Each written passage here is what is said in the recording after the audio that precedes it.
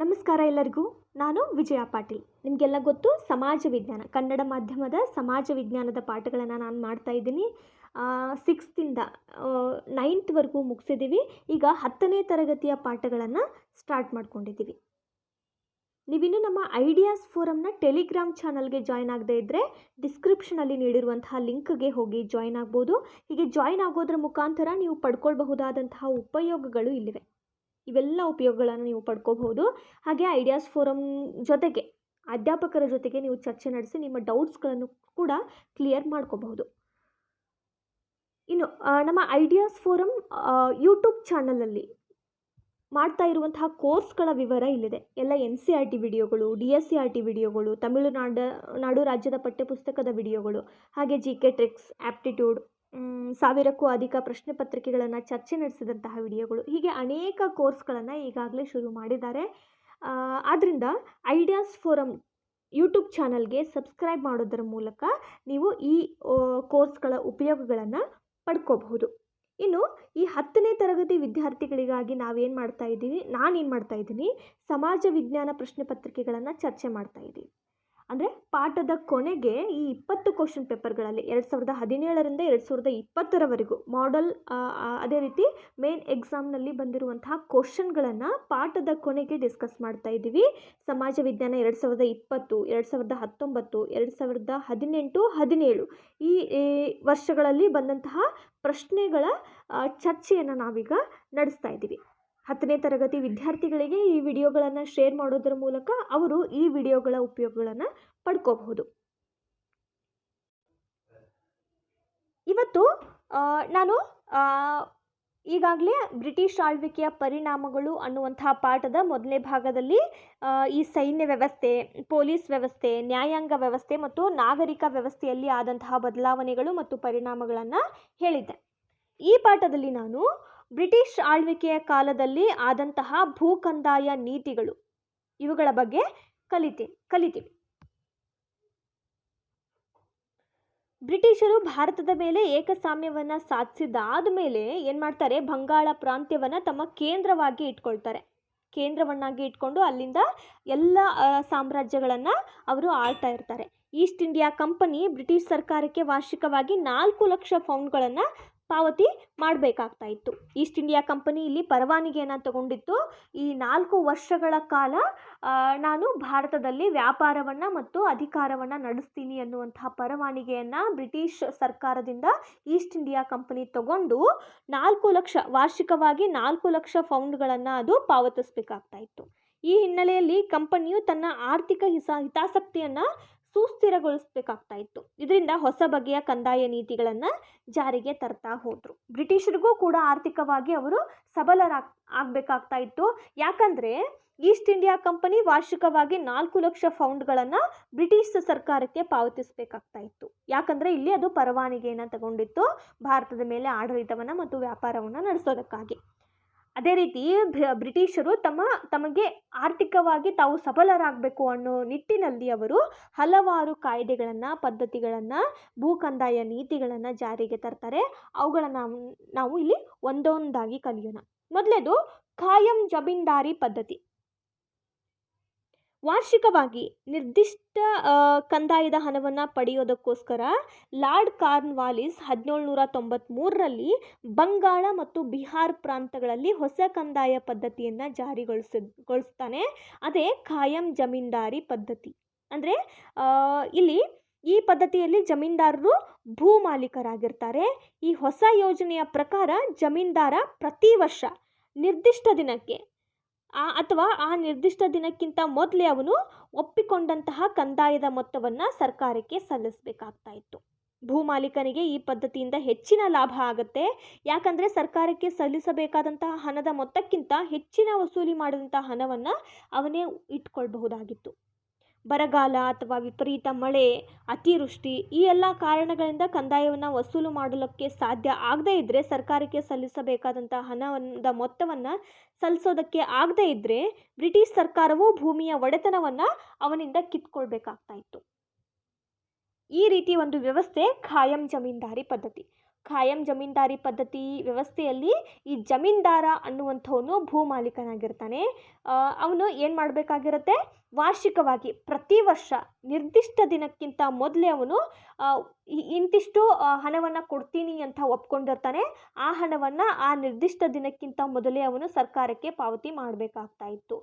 ಇಲ್ಲಿ ಈ ಜಮೀನ್ದಾರನಿಗೆ ಹೆಚ್ಚಾಗಿ ಲಾಭವೇ ಆಗ್ತಾ ಇತ್ತು. ಯಾಕಂದರೆ ಈ ಒಪ್ಕೊಂಡಿದ್ದ ಮೊತ್ತಕ್ಕಿಂತ ಹೆಚ್ಚಿನ ಪ್ರಮಾಣದಲ್ಲಿ ಅವನು ಕಂದಾಯ ವಸೂಲಿ ಮಾಡ್ತಾ ಇದ್ದ. ಆ ಹಣವನ್ನು ಇವನೇ ಇಟ್ಕೊಳ್ಬಹುದಾಗಿತ್ತು. ಆದರೆ ಕೆಲವೊಂದು ವೇಳೆ ಬೆಳೆ ಬರ್ತಿರಲ್ಲ. ಯಾಕಂದರೆ ಅಲ್ಲಿ ಅತಿವೃಷ್ಟಿ ಆಗಿರುತ್ತೆ, ಅನಾವೃಷ್ಟಿ ಆಗಿರುತ್ತೆ, ಬರಗಾಲ ಬಿದ್ದಿರುತ್ತೆ. ಆ ಒಂದು ಅವಧಿಯಲ್ಲಿ ಬೆಳೆ ಬೆಳೆದಿರಲ್ಲ. ಈ ಜಮೀನ್ದಾರನಿಗೆ ಯಾವುದೇ ಕಂದಾಯ ವಸೂಲಿ ಆಗಿರಲ್ಲ. ಈ ಕಂದಾಯ ವಸೂಲಿ ಆಗದಿರುವಂತಹ ಸಂದರ್ಭದಲ್ಲಿ ಸರ್ಕಾರಕ್ಕೆ ಹಣವನ್ನು ಪಾವತಿ ಮಾಡೋಕ್ಕೆ ಸಾಧ್ಯ ಆಗ್ತಾ ಇರಲಿಲ್ಲ. ಆ ಕಾಲದಲ್ಲಿ ಈ ಜಮೀನ್ದಾರನ ಅಧಿಕಾರವನ್ನು ಬ್ರಿಟಿಷರು ಕಿತ್ಕೊಂಡು ಬೇರೆ ಜಮೀನ್ದಾರರಿಗೆ ವಹಿಸಿಕೊಡ್ತಾ ಇದ್ರು. ಈ ಪದ್ಧತಿಯಿಂದ ಬ್ರಿಟಿಷರಿಗೆ ಮತ್ತು ಜಮೀನ್ದಾರರಿಗೆ ಲಾಭ ಆಗ್ತಾ ಇತ್ತು. ಆದರೆ ರೈತರು ಹಲವಾರು ಸಂಕಷ್ಟಗಳನ್ನು ಎದುರಿಸಬೇಕಾಗ್ತಾ ಇತ್ತು. ಬ್ರಿಟಿಷರು ತಮಗೆ ನೆರವಾಗುವಂತಹ ಹೊಸ ಸಾಮಾಜಿಕ ವರ್ಗವಾದಂತಹ ಜಮೀನ್ದಾರರನ್ನು ಸೃಷ್ಟಿ ಮಾಡ್ತಾರೆ. ರೈತರು, ಕೂಲಿ ಕಾರ್ಮಿಕರು ಜಮೀನ್ದಾರರ ಭೂಮಿಯಲ್ಲಿ ಕೆಲಸ ಮಾಡೋದಕ್ಕೆ ನಿರಂತರ ಅವಕಾಶಗಳು ಸಿಗದೆ ಬಹುಮುಖಿ ಶೋಷಣೆಗೆ ಅವರು ಒಳಗಾಗ್ತಾ ಹೋಗ್ತಾರೆ. ಅತಂತ್ರ ಸ್ಥಿತಿ ರೈತರಿಗೆ ಬರುತ್ತೆ. ಅತಂತ್ರ ಸ್ಥಿತಿಯಲ್ಲಿ ರೈತರು ಬದುಕನ್ನು ಕಳ್ಕೊಳ್ತಾರೆ. ಈ ಪದ್ಧತಿ ಕ್ರಮೇಣ ಒರಿಸ್ಸಾ, ಆಂಧ್ರ ಪ್ರದೇಶ, ವಾರಣಾಸಿ ಈ ಪ್ರಾಂತಗಳಿಗೆ ವಿಸ್ತರಣೆ ಆಗುತ್ತೆ. ಚಾರ್ಲ್ಸ್ ಮೆಟಕಾಫ್ ಹೇಳ್ತಾರೆ, ಬ್ರಿಟಿಷ್ ಕಂದಾಯ ವ್ಯವಸ್ಥೆಗಳು ಭಾರತದ ರೈತರು ಸಾಲದಲ್ಲಿ ಹುಟ್ಟಿ ಬದುಕಿ ಸಾಲದಲ್ಲೇ ಸತ್ತರು ಅಂತ ಹೇಳ್ತಾರೆ. ಚಾರ್ಲ್ಸ್ ಮೆಟಕಾಫೆ ಹೇಳ್ತಾರೆ, ಭೂ ಕಂದಾಯ ನೀತಿಗಳಿಂದ ಭಾರತದ ರೈತರು ಸಾಲದಲ್ಲೇ ಹುಟ್ಟಿ ಸಾಲದಲ್ಲೇ ಬದುಕಿ ಸಾಲದಲ್ಲೇ ಸತ್ತರು ಅಂತ ಒಂದು ಸ್ಟೇಟ್ಮೆಂಟನ್ನು ಕೊಡ್ತಾರೆ.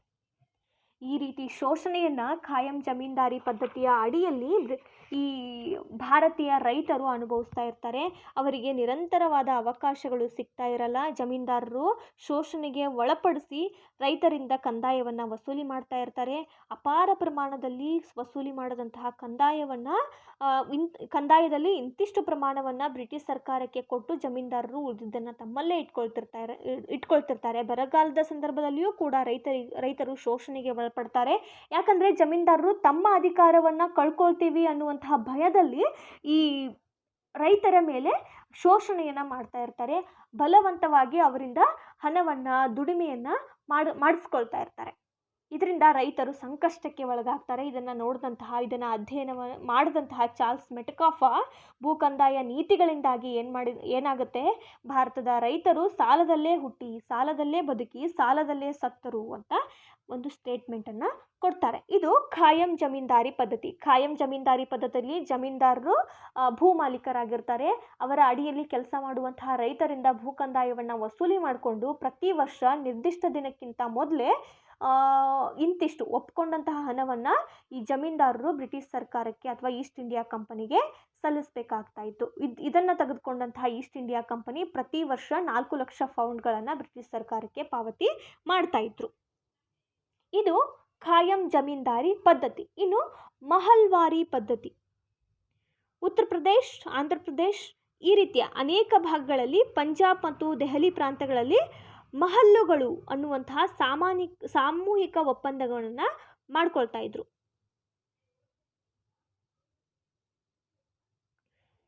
ಸರ್ಕಾರಕ್ಕೆ ತೆರಿಗೆಯನ್ನು ಸಲ್ಲಿಸುವಂತಹ ಪದ್ಧತಿ ಇಲ್ಲಿ ಜಾರಿಗೆ ಆಗುತ್ತೆ. ಈ ಪದ್ಧತಿಯಲ್ಲಿ ಆರ್.ಎಂ. ಬರ್ಡ್ ಮತ್ತು ಜೇಮ್ಸ್ ಥಾಮ್ಸನ್ ಅನ್ನುವಂಥವರು ಈ ರೀತಿಯ ಮಹಲ್ವಾರಿ ಪದ್ಧತಿಯನ್ನು ಪ್ರಯೋಗ ಮಾಡ್ತಾರೆ. ಮಹಲ್ ಅಂತಂದರೆ ಇಲ್ಲಿ ತಾಲೂಕು ಅಂತ ಅರ್ಥ. ಪ್ರಾಂತ್ಯದಿಂದ ಪ್ರಾಂತ್ಯಕ್ಕೆ ಈ ಪದ್ಧತಿ ಹಲವಾರು ವ್ಯತ್ಯಾಸಗಳನ್ನು ಹೊಂದಿತ್ತು. ದೊಡ್ಡ ಮತ್ತು ಸಣ್ಣ ಪ್ರಮಾಣದ ಜಮೀನ್ದಾರರು ಈ ಪದ್ಧತಿಯ ಭಾಗ ಆಗಿರ್ತಾ ಇದ್ರು. ಕಂಪನಿಯು ಸರ್ಕಾರದ ಅಧಿಕಾರಿಗಳು ಜಮೀನಿನಲ್ಲಿ ಆಗುವಂತಹ ಉತ್ಪಾದನೆಗಿಂತಲೂ ಹೆಚ್ಚಿನ ಮೊತ್ತದ ವಾರ್ಷಿಕ ಪಾವತಿಯನ್ನು ನಿರ್ಧರಿಸಿದ್ರಿಂದ ಅನೇಕ ಜಮೀನ್ದಾರರು ತಮ್ಮ ಭೂ ಮಾಲೀಕತ್ವವನ್ನು ಕಳೆದುಕೊಳ್ತಾರೆ. ಅವರನ್ನೇ ನೆಚ್ಚಿ ಬದುಕುತ್ತಾ ಇದ್ದಂತಹ ಸಣ್ಣ ಕೃಷಿಕರು, ಕೂಲಿ ಕಾರ್ಮಿಕರು ನಿರ್ಗತಿಕರಾಗ್ತಾರೆ. ಇದು ಮಹಲ್ವಾರಿ ಪದ್ಧತಿಯಿಂದ ಭಾರತದ ಮೇಲೆ ಆದಂತಹ ದುಷ್ಪರಿಣಾಮ.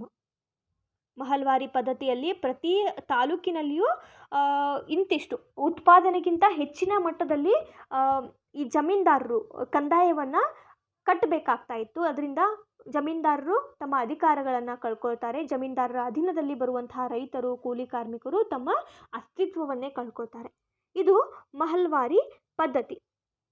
ಇನ್ನು ರೈತವಾರಿ ಪದ್ಧತಿ. ರೈತವಾರಿ ಪದ್ಧತಿಯಲ್ಲಿ ಮೊದಲಿಗೆ ಒಂದು ಪ್ರಾಯೋಗಿಕವಾಗಿ ಬಾರ್ ಮಹಲ್ ಪ್ರಾಂತದಲ್ಲಿ 1792ರಲ್ಲಿ ಅಲೆಕ್ಸಾಂಡರ್ ರೀಡ್ ಅನ್ನುವಂಥವರು ಏನು ಮಾಡ್ತಾರೆ, ಈ ರೈತವಾರಿ ಪದ್ಧತಿಯನ್ನು ಜಾರಿಗೆ ತರ್ತಾರೆ. ಈ ಪದ್ಧತಿಯನ್ನು ಥಾಮಸ್ ಮನ್ರೋ ಮದ್ರಾಸು ಮತ್ತು ಮೈಸೂರು ಪ್ರಾಂತಗಳಲ್ಲಿ ಜಾರಿಗೊಳಿಸ್ತಾರೆ. ಯಾವಾಗ? 1801ರಲ್ಲಿ. ಈ ಕಾಲಘಟ್ಟದಲ್ಲಿ ಈ ಪ್ರಾಂತ್ಯಗಳ ಬಹುತೇಕ ಭಾಗಗಳು ಕಂಪನಿಯ ಆಡಳಿತಕ್ಕೆ ಒಳಪಟ್ಟಿತ್ತು. ಈ ಪದ್ಧತಿಯ ಪ್ರಕಾರ ಸರ್ಕಾರ ಮತ್ತು ರೈತನ ನಡುವೆ ನೇರ ಸಂಪರ್ಕ ಕಲ್ಪಿಸಲಾಗುತ್ತೆ. ಭೂಮಿ ಉಳುಮೆ ಮಾಡ್ತಾ ಇದ್ದಂತಹ ರೈತರನ್ನು ಅದರ ಮಾಲೀಕನೆಂದು ಸರ್ಕಾರ ಮಾನ್ಯ ಮಾಡುತ್ತೆ. ಅವನೇ ನೇರವಾಗಿ ತಾನು ಕೃಷಿ ಭೂಮಿಯಲ್ಲಿ ಪಡೆದ ಉತ್ಪನ್ನದ 50% ಭಾಗವನ್ನು ಕಂದಾಯದ ರೂಪದಲ್ಲಿ ಸರ್ಕಾರಕ್ಕೆ ಸಲ್ಲಿಸಬೇಕಾಯಿತು. ಕಂದಾಯವನ್ನು 30 ವರ್ಷಗಳ ಅವಧಿಗೆ ನಿರ್ಧರಿಸಲಾಯಿತು. ನಂತರ ಅದನ್ನು ಪರಾಮರ್ಶೆಗೂ ಒಳಪಡಿಸಲಾಗುತ್ತೆ. ಈ ರೀತಿ ರೈತವಾರಿ ಪದ್ಧತಿ ಜಾರಿಗೆ ಬರುತ್ತೆ. ಇಲ್ಲಿ ರೈತವಾರಿ ಪದ್ಧತಿಯಲ್ಲಿ ನೇರವಾಗಿ ರೈತರು ಸರ್ಕಾರದ ನಡುವೆ ಸಂಬಂಧ ಏರ್ಪಡುತ್ತೆ. ರೈತ ಬೆಳೆದಂತಹ ಬೆಳೆಯಲ್ಲಿ ತನ್ನ ಉತ್ಪಾದನೆಯಲ್ಲಿ 50% ಕಂದಾಯ ರೂಪದಲ್ಲಿ ಸರ್ಕಾರಕ್ಕೆ ಕಟ್ಟಬೇಕಾಗ್ತಾ ಇತ್ತು. ಸಣ್ಣ ರೈತರಿಗೆ ತಮ್ಮ ಅಧೀನದಲ್ಲಿದ್ದಂತಹ ಭೂಮಿ ಮೇಲಿನ ಹಕ್ಕನ್ನು ನೀಡ್ತಾದ್ರೂ ಭೂ ಕಂದಾಯವನ್ನು ಹೆಚ್ಚಿನ ವಾರ್ಷಿಕ ಮೊತ್ತಕ್ಕೆ ನಿಗದಿಪಡಿಸ್ತಾರೆ. ರೈತರು ಸಂಕಷ್ಟಕ್ಕೆ ಒಳಗಾಗ್ತಾರೆ.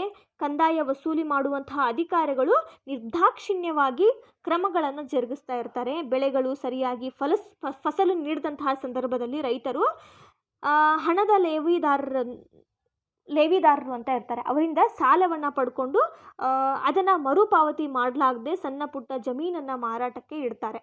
ರೈತರ ಒಳತಿಗಾಗಿ ರೈತವಾರಿ ಪದ್ಧತಿ ಜಾರಿಗೆ ಬಂದಿತ್ತಾದರೂ ಕೂಡ ಬ್ರಿಟಿಷ್ ಸರ್ಕಾರ ಹಲವಾರು ಗರಿಷ್ಠ ಪ್ರಮಾಣದ ರೈತರ ಮೇಲೆ ಸಾಲದ ಸುಳಿಯನ್ನು ಹೇರ್ತಾರೆ.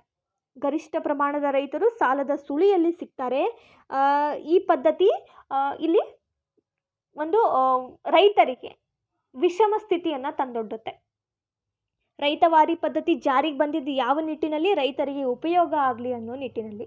ರೈತರು ಮತ್ತು ಸರ್ಕಾರದ ನಡುವೆ ನೇರ ಸಂಪರ್ಕ ಏರ್ಪಟ್ಟು ರೈತ ತನ್ನ ಉತ್ಪಾದನೆಯಲ್ಲಿ 50% ಭಾಗವನ್ನು ಸರ್ಕಾರಕ್ಕೆ ಕಂದಾಯ ರೂಪದಲ್ಲಿ ಕಟ್ಟಬೇಕಾಗ್ತಾ ಇತ್ತು. ರೈತ ಯಾವ ಭೂಮಿಯಲ್ಲಿ ಉಳುಮೆ ಮಾಡ್ತಾನೋ ಆ ಭೂಮಿಯ ಒಡೆಯ ಅವನೇ ಅನ್ನುವಂತಹ ಒಂದು ಪದ್ಧತಿಯನ್ನು ಅಲ್ಲಿ ಜಾರಿಗೆ ತರ್ತಾರೆ. ಅದೇ ರೈತವಾರಿ ಪದ್ಧತಿ.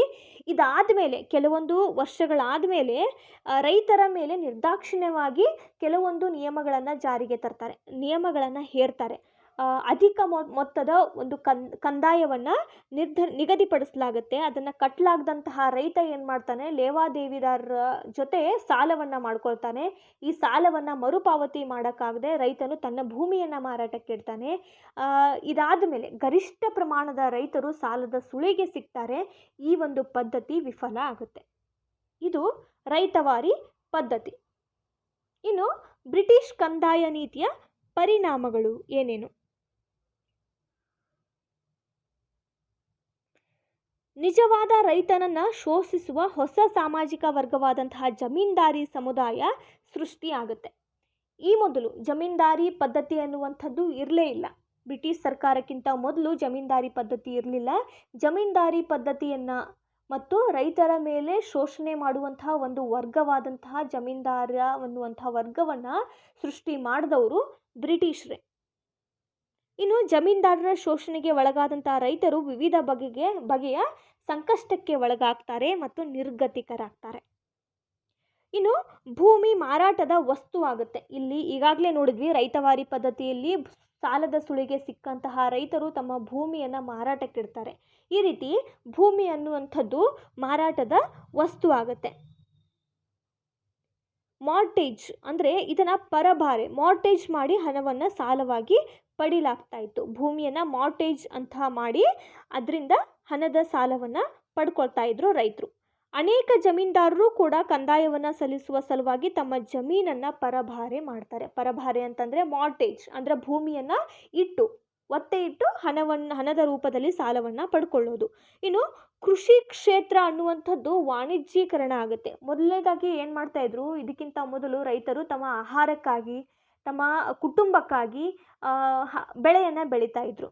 ಬ್ರಿಟಿಷರು ಬಂದಾದಮೇಲೆ, ಈ ಭೂ ಕಂದಾಯ ವ್ಯವಸ್ಥೆ ಜಾರಿ ಆದಮೇಲೆ ಅವರು ಹಣಕ್ಕೋಸ್ಕರ ಬೆಳೆಯನ್ನು ಬೆಳೆಯೋದಕ್ಕೆ ಶುರು ಮಾಡ್ತಾರೆ. ಇದರಿಂದ ಕೃಷಿ ಕ್ಷೇತ್ರ ವಾಣಿಜ್ಯೀಕರಣ ಆಗುತ್ತೆ. ಇಂಗ್ಲೆಂಡಿನಲ್ಲಾದಂತಹ ಕೈಗಾರೀಕರಣದಿಂದ ಅಲ್ಲಿನ ಕೈಗಾರಿಕೆಗಳಿಗೆ ಬೇಡಿದ ಕಚ್ಚಾ ವಸ್ತುಗಳನ್ನು ಇಲ್ಲಿ ಬೆಳೆಯಲಾಗ್ತಾ ಹೋಗುತ್ತೆ.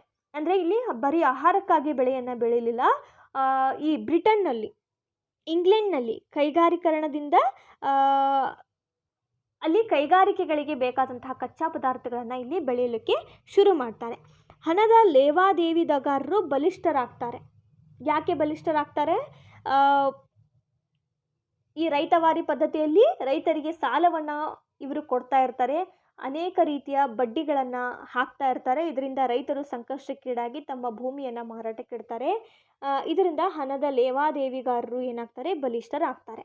ಇದು ಬ್ರಿಟಿಷ್ ಭೂ ಕಂದಾಯ ನೀತಿಯ ಪರಿಣಾಮಗಳು. ಬ್ರಿಟಿಷರು ಜಾರಿಗೆ ತಂದಂತಹ ಕಂದಾಯದ ನೀತಿಗಳು ಅಂತಂದರೆ ಕಾಯಂ ಜಮೀನ್ದಾರಿ ಪದ್ಧತಿ, ಮಹಲ್ವಾರಿ ಪದ್ಧತಿ ಮತ್ತು ರೈತವಾರಿ ಪದ್ಧತಿ. ಇದರಿಂದ ಜಮೀನ್ದಾರಿ ಅನ್ನುವಂತಹ ಸಮುದಾಯ ಸೃಷ್ಟಿಯಾಗುತ್ತೆ. ರೈತರು ನಿರ್ಗತಿಕರಾಗ್ತಾರೆ. ಭೂಮಿ ಅನ್ನುವಂಥದ್ದು ಮಾರಾಟದ ವಸ್ತು ಆಗುತ್ತೆ. ಈ ಸಾಲದ ಸುಳಿಗೆ ಸಿಕ್ಕಂತಹ ಜಮೀನ್ದಾರರು ಕೂಡ ಸಾಲವನ್ನು ಪಡ್ಕೊಳ್ಳೋದಕ್ಕೋಸ್ಕರ ಭೂಮಿಯನ್ನು ಪರಭಾರೆ ಮಾಡ್ತಾರೆ. ಅಂದರೆ ಮಾರ್ಟೇಜ್ ಮಾಡಿ ಹಣದ ರೂಪದಲ್ಲಿ ಸಾಲವನ್ನು ಪಡ್ಕೊಳ್ತಾರೆ. ಇನ್ನು ಕೃಷಿ ವಾಣಿಜ್ಯೀಕರಣ ಆಗುತ್ತೆ. ಇಂಗ್ಲೆಂಡಿನಲ್ಲಿ ಆದಂತಹ ಕೈಗಾರೀಕರಣದಿಂದ ಆ ಕೈಗಾರಿಕೆಗಳಿಗೆ ಬೇಕಾದಂತಹ ಕಚ್ಚಾ ಪದಾರ್ಥಗಳನ್ನು ಭಾರತದಲ್ಲಿ ಬೆಳೀತಾ ಹೋಗ್ತಾರೆ. ಇದರಿಂದ ಕೃಷಿ ವಾಣಿಜ್ಯೀಕರಣಗೊಳ್ಳುತ್ತೆ. ಹಣದ ಲೇವಾದೇವಿಗಾರರು ಬಲಿಷ್ಠರಾಗ್ತಾರೆ. ಇದು ಬ್ರಿಟಿಷರ ಭೂ ಕಂದಾಯ ನೀತಿಯ ಪರಿಣಾಮಗಳು. ಇನ್ನು ಆಧುನಿಕ ಶಿಕ್ಷಣದ ಪ್ರಾರಂಭ. ಈ ಶಿಕ್ಷಣದಿಂದ ಆಧುನಿಕ ಶಿಕ್ಷಣವನ್ನು ಬ್ರಿಟಿಷರು ಭಾರತದಲ್ಲಿ ಜಾರಿಗೆ ತರ್ತಾರೆ. ಇದರಿಂದ ಉಪಯೋಗನೇ ಆಗುತ್ತೆ.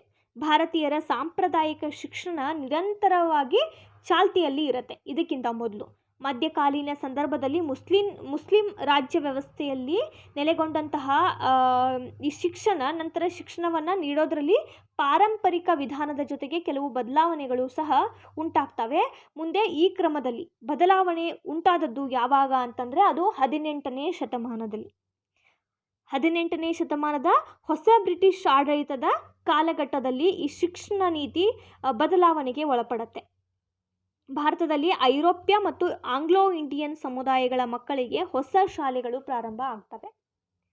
ಆಧುನಿಕ ಶಿಕ್ಷಣವನ್ನು ಜಾರಿಗೆ ತರೋದಕ್ಕೆ ಕಾರಣ ಏನು ಅಂತಂದರೆ, ಈಸ್ಟ್ ಇಂಡಿಯಾ ಕಂಪನಿ ಅಲ್ಲಿ ಇದ್ದಂತಹ ಐರೋಪ್ಯ ಮತ್ತು ಆಂಗ್ಲೋ ಇಂಡಿಯನ್ ಸಮುದಾಯಗಳ ಮಕ್ಕಳಿಗೆ ಶಿಕ್ಷಣವನ್ನು ಕೊಡುವಂತಹ ಉದ್ದೇಶದಿಂದ ಭಾರತದಲ್ಲಿ ಹೊಸ ಶಾಲೆಗಳು ಪ್ರಾರಂಭ ಆಗ್ತವೆ. ಆದರೆ ಈ ಶಿಕ್ಷಣ ಕ್ರಮ ವಿಸ್ತರಣೆ ಆಗದಿದ್ದರಿಂದ ಸ್ಥಳೀಯ ಮಕ್ಕಳಿಗೆ ಯಾವುದೇ ಪ್ರಯೋಜನ ಆಗಲಿಲ್ಲ. ಆಧುನಿಕ ಶಿಕ್ಷಣದ ಪ್ರಸಾರಕ್ಕೆ ಉತ್ತೇಜನ ಕೊಟ್ಟಂತಹ ಮೊದಲ ಬ್ರಿಟಿಷ್ ಅಧಿಕಾರಿ ಅಂತಂದರೆ ಅವರು ವಾರನ್ ಹೇಸ್ಟಿಂಗ್. 1781ರಲ್ಲಿ ಅವನು ಏನು ಮಾಡ್ತಾನೆ? ಕಲ್ಕತ್ತಾ ಮದ್ರಾಸವನ್ನು ಸ್ಥಾಪನೆ ಮಾಡ್ತಾನೆ. ಜೊನಾಥನ್ ಡಂಕನ್ ಅನ್ನುವಂತಹ ಮತ್ತೊಬ್ಬ ಬ್ರಿಟಿಷ್ ವ್ಯಕ್ತಿ ಏನು ಮಾಡ್ತಾನೆ? 1792ರಲ್ಲಿ ಬನಾರಸ್ಸಿನಲ್ಲಿ ಸಂಸ್ಕೃತ ಕಾಲೇಜನ್ನು ಸ್ಥಾಪನೆ ಮಾಡ್ತಾನೆ. ಆದರೆ ಬ್ರಿಟಿಷ್ ಶಿಕ್ಷಣದ ವ್ಯಾಪಕ ವಿಸ್ತರಣೆಗೆ ಹಲವಾರು ಜನ ಒತ್ತಾಯ ಮಾಡ್ತಾರೆ. ಅದರಲ್ಲಿ ಮೊದಲನೇದಾಗಿ ಈ ಬ್ರಿಟಿಷ್ ಶಿಕ್ಷಣದ ವಿಸ್ತರಣೆಗೆ ಒತ್ತಾಯ ಮಾಡಿದವರು ಅಂತಂದರೆ ಚಾರ್ಲ್ಸ್ ಗ್ರ್ಯಾಂಡ್. ಬ್ರಿಟಿಷ್ ಶಿಕ್ಷಣದ ವ್ಯಾಪಕ ವಿಸ್ತರಣೆಗೆ ಮೊದಲು ಒತ್ತಾಯಿಸಿದವರು ಯಾರು? ಚಾರ್ಲ್ಸ್ ಗ್ರ್ಯಾಂಡ್ ಅನ್ನುವಂತಹ ಅಧಿಕಾರಿ. ಇದು ಆಧುನಿಕ ಶಿಕ್ಷಣ ಹೇಗೆ ಪ್ರಾರಂಭ ಆಯಿತು ಅನ್ನೋದು. ವಾರನ್ ಹೇಸ್ಟಿಂಗ್ ಏನು ಮಾಡ್ತಾನೆ? ಮೊದಲನೇ ಬಾರಿಗೆ ಕಲ್ಕತ್ತಾದ ಮದ್ರಾಸವನ್ನು ಸ್ಥಾಪನೆ ಮಾಡ್ತಾನೆ 1781ರಲ್ಲಿ. ಇದಕ್ಕಿಂತ ಮೊದಲು ಭಾರತೀಯರಲ್ಲಿ ಸಾಂಪ್ರದಾಯಿಕ ಶಿಕ್ಷಣ ಚಾಲ್ತಿಯಲ್ಲಿತ್ತು. ಪಾರಂಪರಿಕ ವಿಧಾನದ ಜೊತೆಗೆ ಹಲವಾರು ಬದಲಾವಣೆಗಳು ಬರ್ತಾ ಹೋಗ್ತವೆ. 18ನೇ ಶತಮಾನದ ಹೊಸ ಬ್ರಿಟಿಷ್ ಆಡಳಿತ ಕಾಲಘಟ್ಟದಲ್ಲಿ ಏನಾಗುತ್ತೆ? ಐರೋಪ್ಯ ಮತ್ತು ಆಂಗ್ಲೋ ಇಂಡಿಯನ್ ಸಮುದಾಯಗಳ ಮಕ್ಕಳಿಗೆ ಶಿಕ್ಷಣವನ್ನು ಕೊಡೋದಕ್ಕೋಸ್ಕರ ಹೊಸ ಶಾಲೆಗಳು ಪ್ರಾರಂಭ ಆಗ್ತವೆ. ಈ ಒಂದು ಶಿಕ್ಷಣದ ವಿಸ್ತರಣೆ ಆಗೋದಿಲ್ಲ. ಆದ್ದರಿಂದ ಭಾರತೀಯ ಮಕ್ಕಳಿಗೆ ಯಾವುದೇ ಪ್ರಯೋಜನ ಆಗಲಿಲ್ಲ. ಬಟ್ ಈ ಮೊದಲೇ ಬಾರಿಗೆ ವಾರನ್ ಹೇಸ್ಟಿಂಗ್ ಏನು ಮಾಡ್ತಾನೆ 1781ರಲ್ಲಿ ಕಲ್ಕತ್ತಾ ಮದ್ರಾಸವನ್ನು ಸ್ಥಾಪನೆ ಮಾಡ್ತಾನೆ. ಇದಾದ ಮೇಲೆ ಜೊನಾಥನ್ ಡಂಕನ್ ಅನ್ನುವಂಥವ್ರು 1792ರಲ್ಲಿ ಬನಾರಸ್ನಲ್ಲಿ ಸಂಸ್ಕೃತ ಕಾಲೇಜನ್ನು ಸ್ಥಾಪನೆ ಮಾಡ್ತಾರೆ. ಬ್ರಿಟಿಷ್ ಶಿಕ್ಷಣದ ವ್ಯಾಪಕ ವಿಸ್ತರಣೆಗೆ ಮೊದಲು ಒತ್ತಾಯಿಸಿದವರು ಅಂತಂದರೆ ಅವರು ಚಾರ್ಲ್ಸ್ ಗ್ರಾಂಟ್. 1828ರಲ್ಲಿ ಏನಾಗುತ್ತೆ, ವಿಲಿಯಂ ಬೆಂಟಿಕ್ ಗವರ್ನರ್ ಜನರಲ್ ಆಗಿ ನೇಮಕಗೊಂಡ ನಂತರ ಬ್ರಿಟಿಷ್ ಶಿಕ್ಷಣದ ವಿಸ್ತರಣೆಗೆ ಮತ್ತಷ್ಟು ವಿಶೇಷ ಪ್ರೋತ್ಸಾಹ ದೊರೆಯುತ್ತೆ. ಗವರ್ನರ್ ಜನರಲ್ ಕಾರ್ಯಾಂಗ ಸಭೆಗೆ ಮಕಾಲೆಯನ್ನು ಕಾನೂನು ಸದಸ್ಯನನ್ನಾಗಿ ಬೆಂಟಿಕ್ ನೇಮಕ ಮಾಡ್ತಾನೆ. ಮಕಾಲೆ ಏನು ಕಾರ್ಯಾಂಗ ಸಭೆಗೆ ಕಾನೂನು ಸದಸ್ಯನಾಗ್ತಾನೆ. ಇವರನ್ನು ನೇಮಕ ಮಾಡಿದವರು ವಿಲಿಯಂ ಬೆಂಟಿಕ್ ಮಕಾಲೆಯನ್ನು ಕಾನೂನು ಸದಸ್ಯನನ್ನಾಗಿ ನೇಮಕ ಮಾಡ್ತಾರೆ. ಸಾರ್ವಜನಿಕ ಶಿಕ್ಷಣಕ್ಕೆ ಸಂಬಂಧಿಸಿದಂತೆ ನೇಮಕವಾದ ಸಮಿತಿಗೂ ಕೂಡ ಅಧ್ಯಕ್ಷನನ್ನಾಗಿ ನೇಮಕ ಮಾಡಲಾಗುತ್ತೆ ಈ ವಿಲಿಯಂ ಬೆಂಟಿಕ್ನನ್ನು. ಅದಾದ ಮೇಲೆ ಏನಾಗುತ್ತೆ, 1853ರಲ್ಲಿ ಮಕಾಲೆಯು ಏನು ಮಾಡ್ತಾನೆ, ಆಧುನಿಕ ಶಿಕ್ಷಣ ನೀತಿ ಇಂದಿನ ಶಿಕ್ಷಣಕ್ಕೆ ತಳಹದಿ ಅಂತ ಅಂದ್ಕೊಂಡು ಒಂದು ಬ್ರಿಟಿಷ್ ಆಧುನಿಕ ಶಿಕ್ಷಣದ ಪ್ರಾರಂಭವನ್ನು ಮಾಡ್ತಾನೆ. 1835ರಲ್ಲಿ ಇಂಗ್ಲಿಷ್ ಶಿಕ್ಷಣಕ್ಕೆ ಸಂಬಂಧಿಸಿದಂತೆ ಮಕಾಲೆ ಒಂದು ವರದಿಯನ್ನು ಕೊಡ್ತಾನೆ. ಆಧುನಿಕ ಭಾರತದ ಶಿಕ್ಷಣ ವ್ಯವಸ್ಥೆಗೆ ಇದು ತಳಹದಿ ಆಗುತ್ತೆ. ಅವನ ಯೋಜನೆಯ ಮುಖ್ಯ ಅಂಶ ಅಂತಂದರೆ ರಕ್ತ ಮಾಂಸಗಳಲ್ಲಿ ಭಾರತೀಯನಾಗಿಯೂ ಅಭಿರುಚಿ, ಅಭಿಪ್ರಾಯ, ನೀತಿ ಮತ್ತು ಬುದ್ಧಿವಂತಿಕೆಯಲ್ಲಿ ಇಂಗ್ಲಿಷರಾಗುವ ಹೊಸ ಭಾರತೀಯ ವಿದ್ಯಾವಂತ ವರ್ಗವನ್ನು ಸೃಷ್ಟಿ ಮಾಡಲಾಗುತ್ತೆ ಅನ್ನುವಂಥ ಒಂದು ವರದಿಯನ್ನು ಈ ಯಾರು ಬೆಂಟಿಕ್ ಕೊಡ್ತಾನೆ. ಲಾರ್ಡ್ ಮೆಕಾಲೆ ಒಂದು ವರದಿಯನ್ನು ನೀಡ್ತಾನೆ. ಆ ವರದಿಯ ಪ್ರಕಾರ ಈ ಆಧುನಿಕ ಶಿಕ್ಷಣದ ಪರಿಣಾಮ ಏನಾಗುತ್ತೆ ಅಂತಂದರೆ, ರಕ್ತ ಮಾಂಸಗಳಲ್ಲಿ ಭಾರತೀಯನಾಗಿಯೂ ಅಭಿರುಚಿ, ಅಭಿಪ್ರಾಯ, ನೀತಿ ಮತ್ತು ಬುದ್ಧಿವಂತಿಕೆಯಲ್ಲಿ ಇಂಗ್ಲಿಷರಾಗುವಂಥ ಹೊಸ ಭಾರತೀಯ ವಿದ್ಯಾವಂತ ವರ್ಗವನ್ನು ಸೃಷ್ಟಿ ಮಾಡಲಾಗುತ್ತೆ ಅನ್ನುವಂಥ ವರದಿಯನ್ನು ಮೆಕಾಲೆ ಯಾರಂಡರ್ ಈ ವಿಲಿಯಂ ಬೆಂಟಿಕ್ ಗವರ್ನರ್ ಜನರಲ್ ಆಗಿ ಬಂದ ನಂತರ ಕಾನೂನು ಸದಸ್ಯನನ್ನಾಗಿ ವಿಲಿಯಂ ಬೆಂಟಿಕ್ ಮಕಾಲೆಯನ್ನು ನೇಮಕ ಮಾಡ್ತಾನೆ. ಅದ್ರ ಜೊತೆಗೆ ಈ ಮೆಕಾಲೆ ಅನ್ನುವಂಥವನು ವರದಿಯನ್ನು ನೀಡ್ತಾನೆ. ಅದರ ಪ್ರಕಾರ ಒಂದು ವಿದ್ಯಾವಂತ ವರ್ಗ ಸೃಷ್ಟಿ ಮಾಡಲಾಗುತ್ತೆ ಅನ್ನುವಂಥ ಸ್ಟೇಟ್ಮೆಂಟನ್ನು ಮಕಾಲೆ ನೀಡ್ತಾನೆ. ಭಾರತದ ವಿದ್ಯಾಭ್ಯಾಸದ ಕ್ರಮದಲ್ಲಿ ಇಂಗ್ಲಿಷ್ ಭಾಷೆಯು ಮಾಧ್ಯಮವಾಗಿ ಬಳಕೆಯಾಗಲು ಪ್ರಾರಂಭ ಆಗಿದ್ದು 1830ರ ದಶಕದ ನಂತರದ ಪ್ರಮುಖ ಬೆಳವಣಿಗೆ ಅಂತಂದರೆ ಸರ್ ಚಾರ್ಲ್ಸ್ ವುಡ್ಸ್ ಅನ್ನುವಂಥವ್ರು 1854ರ ಅವಧಿಯಲ್ಲಿ ಆಯೋಗದ ಶಿಫಾರಸುಗಳ ಆಧಾರದ ಮೇಲೆ ಅಂದಿನ ಗವರ್ನರ್ ಜನರಲ್ ಆದಂತಹ ಲಾರ್ಡ್ ಡಾಲ್ ಹೌಸಿ ಏನು ಮಾಡ್ತಾನೆ, ಕಲ್ಕತ್ತಾ, ಬಾಂಬೆ ಮತ್ತು ಮದ್ರಾಸುಗಳಲ್ಲಿ ನೂತನ ವಿಶ್ವವಿದ್ಯಾನಿಲಯಗಳನ್ನು 1857ರಲ್ಲಿ ಸ್ಥಾಪನೆ ಮಾಡ್ತಾನೆ. ಲಾರ್ಡ್ ಡಾಲ್ ಹೌಸಿ 1857ರಲ್ಲಿ ಕಲ್ಕತ್ತಾ, ಬಾಂಬೆ ಮತ್ತು ಮದ್ರಾಸುಗಳಲ್ಲಿ ನೂತನ ವಿಶ್ವವಿದ್ಯಾನಿಲಯಗಳನ್ನು ಸ್ಥಾಪನೆ ಮಾಡ್ತಾನೆ. ಇಲ್ಲಿಂದ ನಂತರ ಶಿಕ್ಷಣ ಸಾರ್ವತ್ರೀಕರಣಗೊಳ್ಳುತ್ತೆ. ಎಲ್ಲರೂ ಕೂಡ ಶಿಕ್ಷಣವನ್ನು ಪಡೆಯುವಂತಹ ಅವಕಾಶವನ್ನು ಪಡ್ಕೊಳ್ತಾರೆ. ಈ ರೀತಿ ಆಧುನಿಕ ಶಿಕ್ಷಣದ ಪ್ರಾರಂಭ ಭಾರತದಲ್ಲಿ ಆಗುತ್ತೆ. ಇನ್ನು ಈ ಬ್ರಿಟಿಷ್ ಶಿಕ್ಷಣದ ಪರಿಣಾಮಗಳು ಏನೇನಾಗ್ತವೆ ಅಂತ ನೋಡೋದಾದರೆ, ಭಾರತೀಯರು ಆಧುನಿಕತೆ, ಜಾತ್ಯತೀತತೆ, ಪ್ರಜಾಪ್ರಭುತ್ವ, ವೈಜ್ಞಾನಿಕ ಆಲೋಚನಾ ಕ್ರಮದ ಜೊತೆಗೆ ಭಾರತೀಯರಿಗೆ ರಾಷ್ಟ್ರೀಯವಾದ ಅನ್ನುವಂಥ ಒಂದು ಭಾವನೆಯನ್ನು ಬೆಳೆಸ್ಕೊಳ್ಳೋದಕ್ಕೆ ಈ ಬ್ರಿಟಿಷ್ ಶಿಕ್ಷಣ ನೀತಿ ಪ್ರೋತ್ಸಾಹಿಸುತ್ತೆ, ಸಹಾಯ ಮಾಡುತ್ತೆ. ಸ್ಥಳೀಯ ಭಾಷೆಗಳು ಮತ್ತು ಸಾಹಿತ್ಯ ರಚನೆಗೆ ಪ್ರೋತ್ಸಾಹ ದೊರಕುತ್ತೆ. ಇಲ್ಲಿ ಸಾಹಿತ್ಯ ಮತ್ತು ಭಾಷೆಗೆ ಮನ್ನಣೆ ದೊರೆಯುತ್ತೆ. ಇದರಿಂದ ವಿದ್ಯಾವಂತ ವರ್ಗದ ಆಲೋಚನಾ ಕ್ರಮದಲ್ಲಿಯೂ ಕೂಡ ಏಕತೆ ಅನ್ನುವಂತಹ ಭಾವನೆ ಕಾಣ್ತಾ ಹೋಗುತ್ತೆ. ಇನ್ನು ವೃತ್ತಪತ್ರಿಕೆಗಳು ಹುಟ್ಟಿ ಬೆಳೀತಾ ಹೋಗ್ತವೆ. ವೃತ್ತಪತ್ರಿಕೆಗಳು ವಿಶೇಷವಾಗಿ 19ನೇ ಶತಮಾನದ ಉತ್ತರಾರ್ಧದಲ್ಲಿ ಏನಾಗುತ್ತೆ, ಪತ್ರಿಕೆಗಳಲ್ಲಿ ಸರ್ಕಾರದ ನೀತಿಗಳು, ಆ ನೀತಿಗಳನ್ನು ವಿಮರ್ಶಿಸು ಅಂದರೆ ಫಾಲೋ ಮಾಡೋದು ಅಥವಾ ಅದರ ಒಂದು ದುಷ್ಪರಿಣಾಮವನ್ನು ಹೇಳೋದು, ಇದಕ್ಕೆ ವಿಮರ್ಶೆ ಮಾಡೋದು ಅಂತಾರೆ. ಈ ನೀತಿಗಳನ್ನು ವಿಮರ್ಶೆ ಮಾಡುವ ಮೂಲಕ ಭಾರತೀಯರಲ್ಲಿ ಬ್ರಿಟಿಷ್ ಆಡಳಿತದ ಬಗ್ಗೆ ವಿಮರ್ಶಾತ್ಮಕ ಅಭಿಪ್ರಾಯ ಬೆಳೆಯೋದಕ್ಕೆ ಸಾಧ್ಯ ಆಗುತ್ತೆ ಈ ಬ್ರಿಟಿಷ್ ಶಿಕ್ಷಣದಿಂದ. ಇನ್ನು ಹೊಸ ಸಾಮಾಜಿಕ ಮತ್ತು ಧಾರ್ಮಿಕ ಸುಧಾರಣೆಗಳು ಹುಟ್ಟಿ ಬೆಳೀತವೆ. ಈ ಸಾಮಾಜಿಕ ಪಿಡುಗುಗಳ ವಿರುದ್ಧ ಈ ಧಾರ್ಮಿಕ ಸುಧಾರಣೆಗಳು ಹೋರಾಟವನ್ನು ಮಾಡ್ತವೆ. ಅದರ ಜೊತೆಗೆ JS ಮಿಲ್, ರೂಸೋ, ಮಾಂಟೆಸ್ಕೋ ಇವರ ವಿಚಾರಗಳು ನಾವೀನ್ಯತೆಯನ್ನು ಭಾರತೀಯರಲ್ಲಿ ತರ್ತವೆ. ಇವರ ಚಿಂತನೆಗಳು ಭಾರತೀಯ ವಿದ್ಯಾವಂತರ ಆಲೋಚನೆ ಕ್ರಮದಲ್ಲಿ ಹೊಸತನವನ್ನು ತರ್ತವೆ. ಅದರ ಜೊತೆಗೆ ಜಗತ್ತಿನಾದ್ಯಂತ ನಡೀತಾ ಇದ್ದಂತಹ ಸ್ವತಂತ್ರ ಚಳುವಳಿಯ ಪ್ರಭಾವ ಭಾರತದ ಮೇಲೆ ಆಗುತ್ತೆ. ಸ್ವತಂತ್ರ ಚಳುವಳಿಯ ಕಿಚ್ಚು ಭಾರತೀಯರಲ್ಲಿ ಹುಟ್ಕೊಳ್ಳುತ್ತೆ. ಭಾರತೀಯರಿಗೆ ತಮ್ಮ ಸಂಸ್ಕೃತಿ ಪರಂಪರೆ ಅರಿಯೋದಕ್ಕೆ ಸಾಧ್ಯ ಆಗುತ್ತೆ. ಹೀಗೆ ಭಾರತದಲ್ಲಿ ಜಾರಿಗೊಂಡಂತಹ ಪಾಶ್ಚಾತ್ಯ ವಿದ್ಯಾಭ್ಯಾಸದ ಕ್ರಮದಿಂದ ಸೃಷ್ಟಿಯಾದಂತಹ ಅಭಿರುಚಿ ಮತ್ತು ಆಲೋಚನೆಗಳು ಭಾರತದಲ್ಲಿ ಹೊಸ ಹೊಸ ತಲೆಮಾರುಗಳನ್ನು ಸೃಷ್ಟಿ ಮಾಡ್ತಾ ಹೋಗುತ್ತೆ.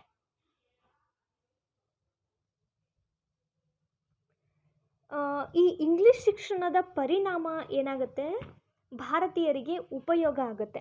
ಹೇಗೆ ಭಾರತೀಯರಲ್ಲಿ ಜಾತ್ಯತೀತತೆ ಪ್ರಜಾಪ್ರಭುತ್ವ ಅನ್ನುವಂತಹ ಭಾವನೆ ಬೆಳೆಯುತ್ತೆ. ತಾವು ಸ್ವತಂತ್ರರಾಗಬೇಕು ಅನ್ನುವಂತಹ ಭಾವನೆಯನ್ನು ಈ ಭಾರತೀಯರ ಮನದಲ್ಲಿ ಮೂಡುವಂತಾಗುತ್ತೆ. ಹಲವಾರು ಚಿಂತನಕಾರರ ಒಂದು ಚಿಂತನೆಗಳು ಭಾರತೀಯ ವಿದ್ಯಾವಂತರ ಆಲೋಚನೆಗಳಲ್ಲಿ ಹೊಸತನವನ್ನು ತರ್ತವೆ. ನಾವು ಸ್ವತಂತ್ರರಾಗಬೇಕು, ಹಾಗೆ ಸ್ಥಳೀಯ ಭಾಷೆಗಳು ಮತ್ತು ಸಾಹಿತ್ಯ ರಚನೆಗೆ ಇಲ್ಲಿ ಪ್ರೋತ್ಸಾಹ ದೊರೆಯುತ್ತೆ. ವೃತ್ತಪತ್ರಿಕೆಗಳು ಹುಟ್ಟಿ ಬೆಳೆದಿದ್ದರಿಂದ ಏನಾಗುತ್ತೆ, ಈ ಬ್ರಿಟಿಷರು ಹೇರ್ತಾ ಇದ್ದಂತಹ ವಿಚಾರಗಳು, ಅದೇ ರೀತಿ ಅವರು ಜಾರಿಗೆ ತರ್ತಿದ್ದಂತಹ ನಿಯಮಗಳನ್ನು ವಿಮರ್ಶೆ ಮಾಡುವಂತಹ ಒಂದು ವರ್ಗ ಬೆಳೆಯುತ್ತೆ. ಜಗತ್ತಿನಾದ್ಯಂತ ನಡೀತಾ ಇದ್ದಂತಹ ಸ್ವತಂತ್ರ ಚಳುವಳಿಗಳ ಪ್ರಭಾವ ಭಾರತೀಯರ ಮೇಲಾಗಿ ತಾವು ಸ್ವತಂತ್ರರಾಗಬೇಕು ಅನ್ನುವಂತಹ ಕಿಚ್ಚು ಭಾರತೀಯರಲ್ಲಿ ಹುಟ್ಕೊಳ್ಳುತ್ತೆ. ಇದು ಬ್ರಿಟಿಷ್ ಶಿಕ್ಷಣದ ಪರಿಣಾಮಗಳು. ಆಧುನಿಕ ಶಿಕ್ಷಣದ ಪ್ರಾರಂಭ ಎಲ್ಲಿಂದ ಆಗುತ್ತೆ, 18ನೇ ಶತಮಾನದ ಹೊಸ ಬ್ರಿಟಿಷ್ ಆಡಳಿತದ ಕಾಲಘಟ್ಟದಲ್ಲಿ ಆಗುತ್ತೆ. ಅಲ್ಲಿ ಈ ಐರೋಪ್ಯ ಅಥವಾ ಆಂಗ್ಲೋ ಇಂಡಿಯನ್ ಸಮುದಾಯಗಳ ಮಕ್ಕಳಿಗೆ ಶಿಕ್ಷಣ ನೀಡೋದಕ್ಕೋಸ್ಕರ ಹೊಸ ಶಾಲೆಗಳು ಪ್ರಾರಂಭ ಆಗ್ತವೆ. ಈ ಶಿಕ್ಷಣದ ಒಂದು ಪ್ರಭಾವ ಭಾರತೀಯರ ಮೇಲೆ ಯಾವುದೇ ರೀತಿಯ ಒಂದು ಪರಿಣಾಮವನ್ನು ಬೀರೋದಿಲ್ಲ. ಯಾಕಂದರೆ ಅಲ್ಲಿ ಬ್ರಿಟಿಷ್ ಶಿಕ್ಷಣದ ವಿಸ್ತರಣೆ ಆಗ್ತಿರಲ್ಲ. ಬರೀ ಆಂಗ್ಲೋ ಇಂಡಿಯನ್ ಮಕ್ಕಳಿಗೆ ಮಾತ್ರ ಶಿಕ್ಷಣ ದೊರೀತಾ ಇರುತ್ತೆ. ಭಾರತೀಯ ಮಕ್ಕಳು ಸಾಂಪ್ರದಾಯಿಕ ಶಿಕ್ಷಣವನ್ನು ಮಾತ್ರ ಪಡಿತಾ ಇರ್ತಾರೆ.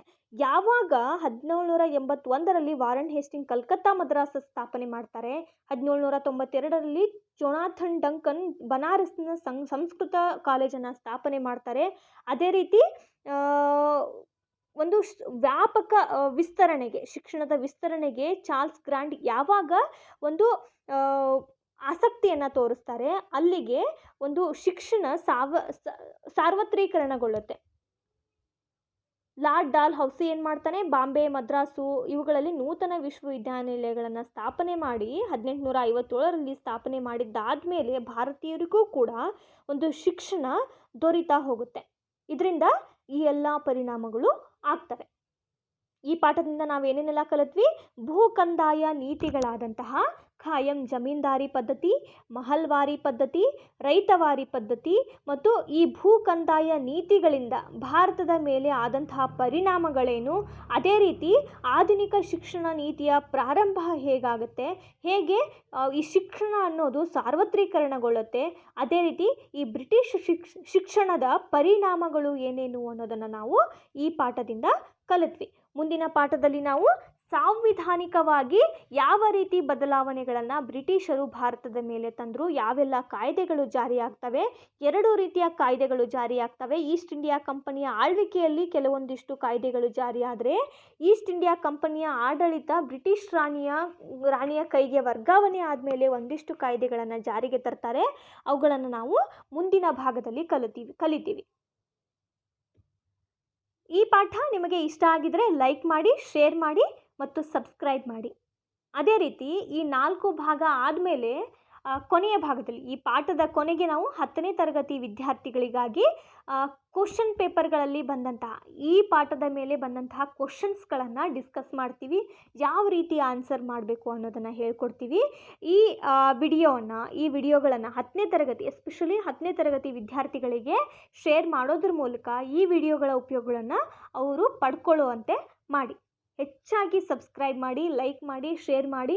ಏನಾದರೂ ಅಭಿಪ್ರಾಯಗಳನ್ನು ತಿಳಿಸೋರಿದ್ದರೆ ಕಮೆಂಟ್ ಬಾಕ್ಸ್ನಲ್ಲಿ ತಿಳಿಸಿ, ನಾವು ಉತ್ತರ ನೀಡ್ತೀವಿ. ಅದೇ ರೀತಿ ಯಾವುದಾದ್ರೂ ಕ್ವಶನ್ಸ್ಗಳಿದ್ರೂ ಕೂಡ ಕೇಳಬಹುದು, ನಾವು ಆನ್ಸರ್ ಮಾಡ್ತೀವಿ.